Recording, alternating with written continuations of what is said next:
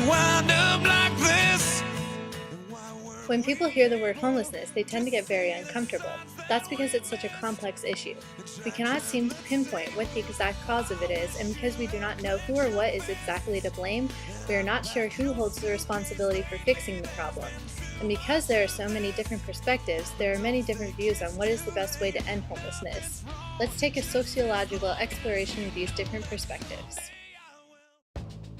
The first issue that comes to mind when trying to figure out the cause of homelessness is poverty. However, poverty is a problem in of itself. To identify this fact is to substantiate the claim that Paula S. Rothenberg makes in her book entitled What's the Problem? That these issues in our world are not the initial problems, but rather symptoms of much larger problems. The woman in this picture didn't end up on the street solely because of her individual actions, but because of where she was born and what family she was born into. Place and social class matter when it comes to poverty because, according to John Witt in his book entitled The Big Picture, these factors determine the resources to which you do or do not have accessible to you. So wealth will create more wealth, while those who lack wealth will struggle to survive. Although this pattern is typical, movement up and down this social ladder that we have socially constructed for ourselves can happen the other way too. If those at the top fail in some way, they may fall to the bottom, whereas people in poor circumstances such as Oprah Winfrey may be able to work hard enough and persevere to that higher position in society. But issues of unemployment complicate matters for these people. According to the fact sheet Unemployment by the National Coalition for the Homeless, the economy has lost nearly 6 million jobs since the recession began in December 2007. Household Survey reports that the unemployment rate increased from 8.9% to 9.5% in June 2009, which, according to the Bureau of Labor Statistics, added over 750,000 workers to the unemployed list. Furthermore, if and when these people find a new job, they are typically paid around 13% less than in their old job. Issues of discrimination also arise here. When homeless people apply for a job, they cannot put an address on their application, and that immediately puts them below other people in an employer's minds. This discrimination is worsened when other factors are taken into consideration, such as race and gender. According to Witt, although it is against the law for employers to discriminate based on these factors, African Americans and other minorities as well as women typically have a harder time finding a job than whites and men. Furthermore, in our society of ever-growing income and wealth gaps, these people are at the bottom end. A lack of education can add to the stress of trying to find a job. More and more children are becoming homeless, which makes it infinitely harder for them to go to school. According to the fact sheet on education by the National Coalition for the Homeless, residency requirements, guardianship requirements, delays in transfer of school records, lack of transportation, and lack of immunization records often prevent homeless children from enrolling in school. As a result, they do not have the skills necessary for good-paying jobs. These conditions are worse in inner cities populated by lower-class minorities simply because they lack resources. Witt supports this argument because he said that schools help to maintain inequalities that already exist in society by controlling the curriculum and the educational setting. Tracking or placing students in classes and programs with other students based on perceived similarities of ability may seem like a good idea, but because students are seeing themselves in a lower level class, they fail out of a self-fulfilling prophecy. On the other hand, some may argue that education has nothing to do with getting a job. There are plenty of college graduates out there who are more than qualified, but they are still unemployed because of the lack of available jobs. So which problem is causing homelessness? The lack of jobs or the lack of education? When people are living in poverty, they need an affordable place to live. This brings us to our next possible cause of homelessness: lack of affordable housing. According to a fact sheet on military spending by the National Coalition for the Homeless, in 2010, the Department of Housing and Urban Development had a budget of $46.3 billion. Conversely, the Department of Defense's budget was $533.7 billion. This smaller budget reflects the reason why, according to John Barrymore in an article entitled How Section 8 Housing Works, only 25% of qualifying families receive housing. On the flip side, this may seem unfair, but maybe there is a point to the distribution of this money. For instance, if we got everyone out of homelessness, our culture as we know it would begin to disintegrate. In Witt's book, he described Karl Marx's view on society. Jobs are de-skilled so that companies can pay them low wages and maximize production. But if everyone had a home, saved money, and went to college, there wouldn't be any place for these low-paying jobs and corporate America would falter. This would even make people who are disadvantaged by corporate America uncomfortable because that is all we know. We socially construct culture because, as Witt says, it gives us order, meaning, and direction that we lack biologically. A change would take away this comfort we have created for ourselves. The next issue that may be the cause of homelessness is mental illness. It all started with the 1963 Community Mental Health Centers Act when the government attempted to shift the responsibility of mental health patients from the state level to the federal level.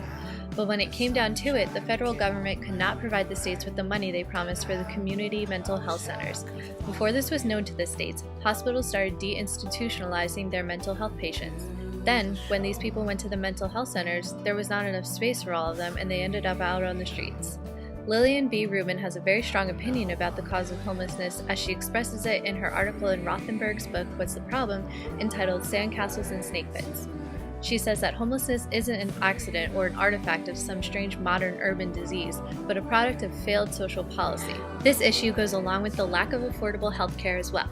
A family could be living in poverty and still have housing, but if they have one health emergency, they will end up on the street because they cannot afford treatment. These issues go back to the issue of inequality and the uneven distribution of money and resources. As you can see, the nice cars in the parking lot of this hospital indicate that people living in poverty probably cannot afford to go here for treatment.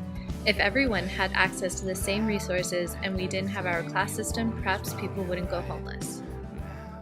Now we come to the infamous connection between homelessness and addiction. One perspective is that addiction causes homelessness. It is easy to see how a crack addict or an alcoholic could go homeless because they are not being socially integrated. They aren't paying attention to their families, their jobs, or anyone else that may depend on them. In Witt's book, he described Durkheim's particular interest in the effects of individualism. When people cut themselves off from society, they have no sense of community, no collective conscience, and no sense of mutual responsibility.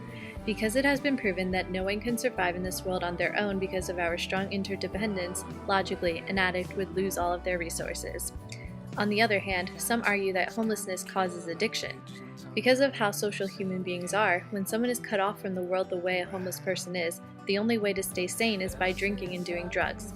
Plus, it is easily accessible to them because other homeless people sell it to make money, and the parts of town they tend to reside in have more liquor stores and bars than they do convenience stores and restaurants. So should addiction be a concern when considering the causes of homelessness or not? Lastly, we come to domestic violence as one of the possible causes of homelessness. The majority of the victims are women, and Kathy Cheney says in an article that domestic violence hits black women harder than whites.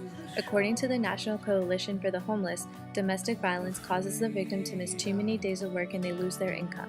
Then if and when they decide to leave their abuser, they have nowhere to go. Waiting lists on homeless shelters are often far too long, and more often than not, the abuser has cut the victim off from their social resources, so the victim lacks social integration much like an addict and is often left all alone.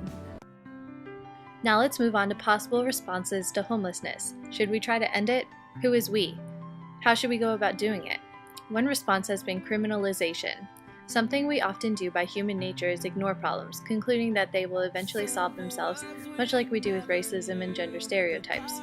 Witt says we are so caught up in making sure people know that we are not to blame for the issue that we end up dismissing it altogether because we are so consumed by the concept of the looking glass self and constantly trying to figure out how other people see and judge us. So by outlawing common practices of the homeless population, maybe they won't be able to support themselves in any way other than reintegrating themselves back into society. Another response is just to leave them alone. If they aren't helping themselves, why should we try to do anything for them? Even after they are given money sometimes and shown how to do things differently to be more successful, they blow it on drugs, alcohol, and frivolities like in the picture you see here. Plus, if you look deeper into the lives of homeless people, you'll see that they create communities for themselves. For example, in the documentary about a group of homeless people living in the subways of New York entitled Dark Days, you'll see that they are fairly happy people, especially the man you see here. He says he loves being able to leave the TV on all night and not having to pay a bill for it. Plus, it's easy to find things that are brand new in the garbage that he can sell. They have each other, warmth, comfort, good food, and one of them even says, after Amtrak came down telling them they have 30 days to evacuate, to just leave us alone. Lastly, we have the option to help them help themselves. For example, this book describes different policies being instated to help make it easier for homeless children to get an education. Also, a nonprofit organization sponsors the production of The Big Issue, a newspaper distributed by homeless people for money. However, both of these efforts are questioned as to whether or not they are genuine. Another thing we can do is obtain government support, as this man here is trying to say. More and more, homeless people are not looking to be coddled, they are looking for a change. Given all these different perspectives, if the problem of homelessness is ultimately something we decide we want to try to end, how are we going to do it? Would it be better to take a macro approach and find out how society is causing it, or the micro approach and see how individual action causes it? Such questions illustrate just how complex the problem of homelessness is.